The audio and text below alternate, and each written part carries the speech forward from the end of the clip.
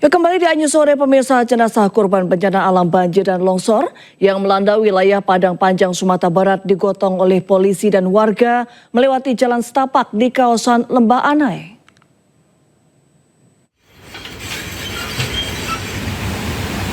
Peti jenazah digendong beramai-ramai dengan melewati jalan setapak untuk sampai ke titik penjemputan, di mana ambulans pengganti telah menunggu.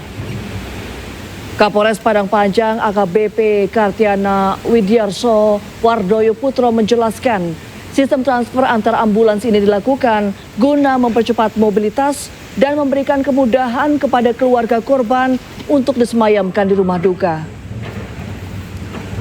Sedikitnya petugas dan warga harus menggendong peti jenazah 100 meter jauhnya melintasi jalan setapak di kawasan Lembah Anai. Terkait masalah kendaraan darurat yang mengangkut jenazah korban bencana yang dievakuasi dari Padang menuju Padang Panjang, di RSUD Padang Panjang, kami berupaya membantu ataupun memfasilitasi dengan melalui jalur darurat melalui jalan kaki. Jadi teknisnya apabila ada korban dari rumah sakit yang urgent dapat kita bantu, yaitu dengan transfer antar ambulan. Jadi ambulan di standby-kan di dua tempat, jadi melintas melalui jalur yang melalui pinggir. Ya, usai meninjau lokasi banjir dan longsor di Tapanuli Tengah, Sumatera Utara, Medan, dan Aceh, Presiden Prabowo Subianto bertolak ke Padang Pariaman, Sumatera Barat untuk meninjau lokasi terdampak banjir dan longsor.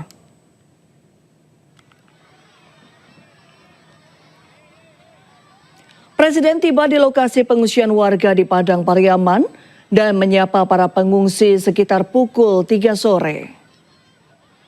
Presiden Prabowo langsung menyapa warga terdampak bencana di pengungsian Padang Pariaman. Selain menyapa pengungsi, Presiden Prabowo juga melihat dapur umum yang ada di posko pengungsian untuk memastikan makanan untuk pengungsi disajikan dengan baik.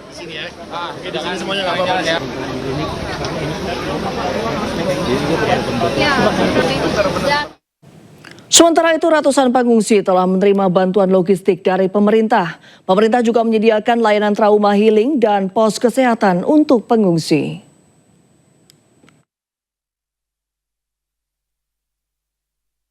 Pengungsi masih bertahan di posko pengungsian Padang Pariaman. Tak hanya orang dewasa, namun anak-anak dan lansia juga masih bertahan di posko pengungsian.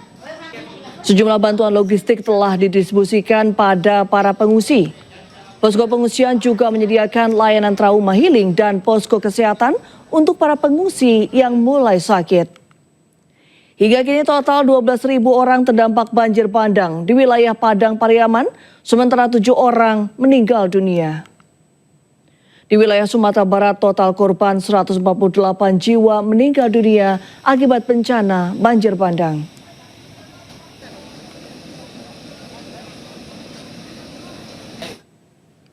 Palang Merah Indonesia bersama Basarnas mengevakuasi warga dari wilayah terisolir di Kabupaten Agam, Sumatera Barat. Sejumlah wilayah yang terisolir hanya bisa dijangkau melalui udara.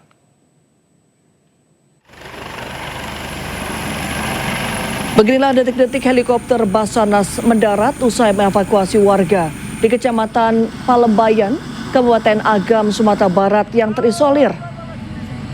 Seperti diketahui, wilayah tersebut masih terisolir imbas banjir bandang pada Selasa lalu. Petugas Basarnas dan Palang Merah Indonesia berjibaku melakukan evakuasi warga yang terluka parah. Total 4 warga berhasil dievakuasi usai terjebak banjir di wilayah yang terisolir. Ya, meski akses terputus, PMI memastikan setiap warga mendapatkan pertolongan yang dibutuhkan. Misi ini menjadi bagian dari komitmen PMI dalam memberikan pertolongan di wilayah terdampak.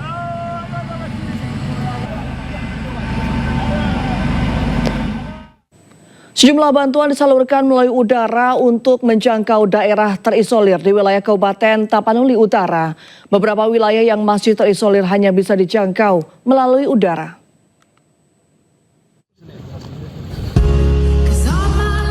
Bupati Kabupaten Tapanuli Utara, Jonius Taripar, Huta Barat bersama TNI melakukan pendistribusian bantuan lewat udara. Sejumlah bantuan disalurkan menggunakan helikopter milik TNI kepada masyarakat baik yang berada di wilayah terisolasi maupun mengungsi di sejumlah pengungsian. Selain distribusi bantuan, pembukaan akses jalan menjadi prioritas utama. Sejumlah ruas yang terputus dan tertimbun material longsor hingga kini terus ditangani.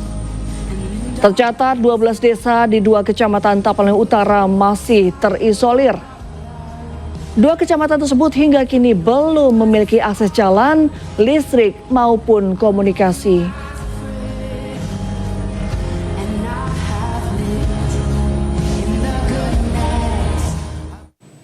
Dan untuk mengetahui perkembangan proses evakuasi korban banjir bandang dan longsor di Sumatera Utara, kami telah terhubung dengan Ketua Tim Pendukung Operasional 2 Basarnas, Yosua Banjarnahor, Kecamatan Adian Koting, Tapanuli Utara. Selamat sore Pak Joshua. Terima kasih sudah bergabung dengan Ayu Sore, Bapak. Ya, selamat sore Ainus. Saat ini Pak Joshua berada di mana, Bapak? Ya, dapat kami informasikan, kami tim SAR gabungan di sini Basarnas beserta juga dari Pomdam 1 Bukit Barisan, kami ada di titik Desa Sibalanga, tepatnya di Kecamatan Adian Koting, Tapanuli Utara, di mana kami baru saja mengevakuasi 2 korban dalam kondisi Mike Delta. Begitu, Mbak. Seperti apa situasi terkini di sana, Bapak? Adakah wilayah yang masih terisolir? Baik, kami jelaskan. Kami tim Dukops 2 dari Basarnas Pusat. Kami bertugas ada 3 yang dimana tugas utama kami membuka akses dari Tapanuli Utara menuju Sibolga, lalu melakukan evakuasi dan memberikan jalur komunikasi kepada warga agar warga yang selamat bisa berkomunikasi langsung dengan keluarga dan kerabatnya yang ada di luaran sana. Begitu, Mbak. Apa prioritas Basarnas saat ini di sana, Bapak? Baik, prioritas kami saat ini sedang melaksanakan evakuasi korban, di mana total kami sudah mengevakuasi di titik Desa Sibalanga ini adalah 16 korban dalam kondisi Mike Delta. Begitu, Mbak Reni. Jumlah personel yang dikerahkan di sana, Bapak, ada berapa orang? Baik, ada tim SAR gabungan di sini, ada dari TNI dan Polri, begitu juga dari Pemprov dan juga unsur stakeholder lainnya.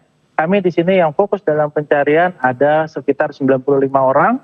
Lalu ada tim juga 4 orang dari Direktorat Komunikasi terkait untuk membangun instalasi komunikasi menggunakan Starlink. Dan juga ada dari Kemenpu dan Balai Jalan untuk membuka akses jalan sampai ke arah Tapanuli Tengah. Begitu, Mbak. Kira-kira berapa hari yang dibutuhkan Bapak untuk bisa mengakses wilayah-wilayah yang saat ini masih terisolir? Ini tidak bisa kita tentukan waktunya berapa hari. Yang pasti kami dalam waktu 3 hari ini sudah 57 titik yang kita bersihkan sehingga masyarakat bisa menggunakan kendaraan roda 4 sampai ke perbatasan Tapteng, tepatnya di Desa Parsingkapan. Begitu. Tantangan apa yang dialami oleh tim Basarnas selama 3 hari melakukan evakuasi ini, Bapak? Yang pasti beberapa korban yang kami evakuasi di dalam longsoran ini sudah kondisi memprihatinkan dan juga banyak benda-benda tajam. Jadi kami juga asistensikan untuk rekan-rekan tim SAR di sini untuk suntik tetanus dan kami harapkan untuk warga maupun masyarakat luar untuk tidak menuju site lokasi. Kami harap tidak ada wisata bencana di lokasi agar tidak mengganggu proses evakuasi rekan-rekan kita yang sedang berfokus dalam mengevakuasi korban di longsoran. Begitu, Mbak Ren. Kalau untuk strategi ke depannya, Bapak?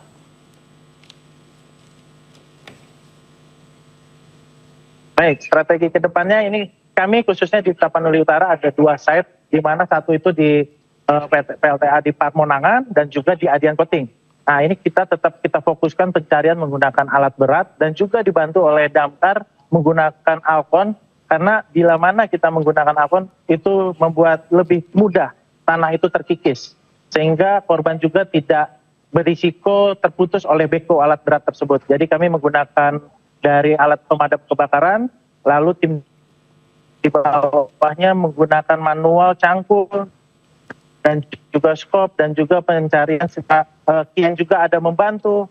Itu yang membuat strategi kita menjadi efektif, bisa menemukan korban khususnya di hari ini, sore ini tepat tadi 16. Kalau untuk akses bantuan Bapak sudah ada 2 kopi dari. Ya, kalau untuk akses bantuan sudah bisa masuk? Akses bantuan sudah. Baik, akses bantuan itu sampai desa perbatasan Tapteng kami pastikan bisa, namun kami informasikan bahwasannya akses masih terbatas, maka dari itu tidak perlu lagi warga berbondong-bondong harus memberikan secara langsung bantuan itu ke korban, karena sudah ada asesmen dari kades-kades pemerintahan setempat di khususnya kantor Bupati Tapanuli Utara, sehingga dari sana akses bantuan juga dibagikan, tidak ada yang asal-asalan dan juga tepat sasaran, begitu. Baik, kalau untuk akses listrik dan komunikasi sudah mulai membaik Bapak di sana? Baik, untuk 2 hari pertama kita masih pakai genset dan puji syukur 3 hari ini kita sudah menggunakan listrik dari PLN, dan PLN terus maju sampai ke titik Parsingkapan tersebut yang desa perbatasan gapura antara Tapteng dan Tapanuli Utara. Baik, terima kasih Pak Joshua atas informasi Anda. Selamat berjuang kembali Bapak, selamat sore. Kepala BNPB meminta maaf pada Bupati Tapanuli Selatan Gus Irawan Pasaribu. Permintaan maaf disampaikan saat melihat kondisi bencana di Desa Aek Garoga, Tapanuli Selatan. Kepala BNPB Lejen Suaryanto tidak menyangka dengan besarnya dampak banjir bandang yang melanda Tapanuli Selatan, Sumatera Utara. Suaryanto mengatakan BNPB hadir di Tapanuli Selatan untuk menolong masyarakat yang terdampak banjir. Sebelumnya ia sempat menyebut dampak banjir bandang terlihat mencekam, seperti unggahan-unggahan yang beredar di media sosial. Ia pun terkejut dan meminta maaf usai melihat langsung dampak kerusakan akibat banjir bandang di wilayah Tapanuli Selatan. Surprise begitu ya, saya tidak mengira sebesar ini. Saya mohon maaf Pak Bupati, baru kali ini. Bukan berarti kami tidak peduli begitu. Ya mungkin karena Pak Agus, Pak Yanamora ini nggak mau terlalu membebani pikiran, jadi masih semangat terus begitu beliau. Artinya logistik dan segala macamnya masih tercover. Nah kami tentu saja hadir di Tapanuli Utara ini, di Tapanuli ya, hadir di Tapanuli ini untuk membantu seluruh masyarakat. Tidak ada bedanya apakah itu utara, selatan, Sibolga, Mandailing, Natal, itu sama semua bagi kami. Tidak melihat suku, agama, ras dan sebagainya. Jadi memang kami turun kekuatan penuh. Di sini Pak Yanamora, Pak Agus Marsanto ini sebagai perpanjangan tangan kita ya, untuk membantu semuanya. Kebakaran terjadi di Rumah Sakit Pemasyarakatan Pengayoman Cipinang, Jakarta Timur pada Senin pagi. Informasi lengkapnya kami hadirkan usai jeda.